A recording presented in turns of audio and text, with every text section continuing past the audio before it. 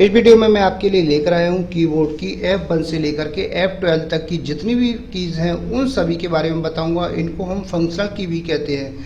इन keys का क्या use है, ये कीज़ किस प्रकार से कार्य करती हैं, तो इस वीडियो में मैं आपको स्टेप बाय स्टेप सभी की के बारे में बताऊँगा। तो बिना देरी किए हुए आगे बढ़ते हैं, जान लेते हैं इन कीज़ के बारे में।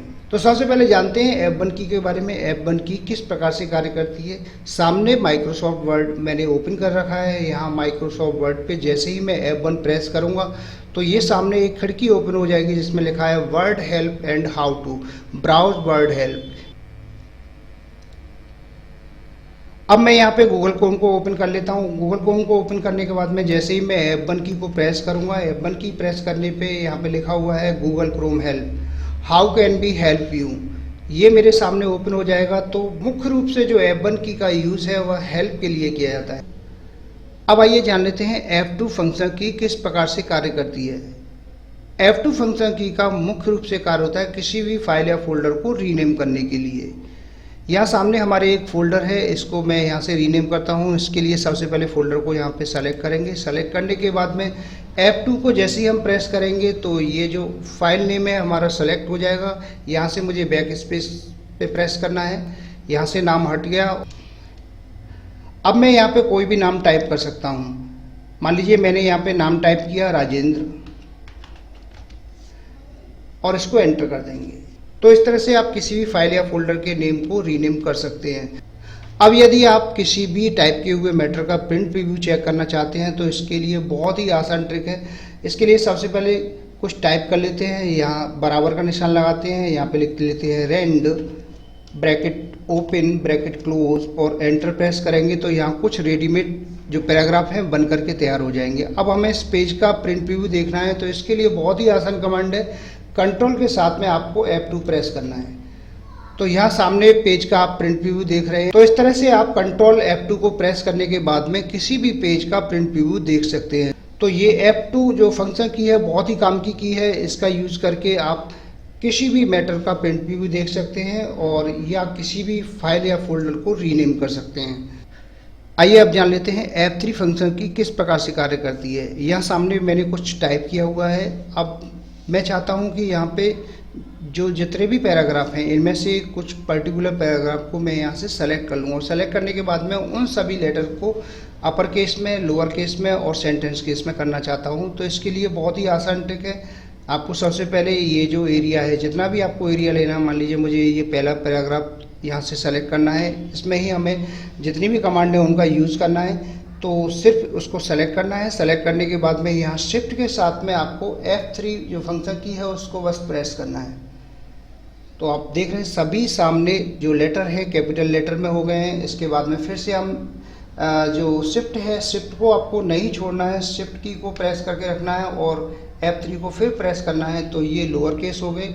इसके बाद में फिर से हमें F3 को प्रेस करना है तो ये जितने भी जो लेटर हैं हमारे सेंटेंस केस में कन्वर्ट हो गए। तो इस प्रकार से आप अपर केस, लोअर केस और सेंट्रल केस सभी कमांड का यूज़ कर सकते हो। सिर्फ आपको शिफ्ट की के साथ में F3 जो फंक्शन की है उसको आपको प्रेस करना है। अब आइए जान लेते हैं F4 फंक्शन की किस प्रकार से कार्य करती है। मान लीजिए हमारा यहाँ पे कोई भी फाइल या फोल्डर, यहाँ मैंने अभी फोल्डर को ओपन कर रखा है, कोई भी फाइल या फोल्डर हो सकता है, उसको यदि आपने ओपन करके रखा है, अब उसको आपको क्लोज करना है। तो क्लोज करने के लिए सिर्फ आपको ऑल्ट के साथ में F4 प्रेस करना है। तो आपका जो भी फाइल या फोल्डर होगा क्लोज हो जाएगा। तो किसी भी फाइल या फोल्डर को क्लोज करने के लिए ऑल्ट के साथ में सिर्फ आपको F4 प्रेस करना है और आपका फाइल फोल्डर क्लोज हो जाएगा।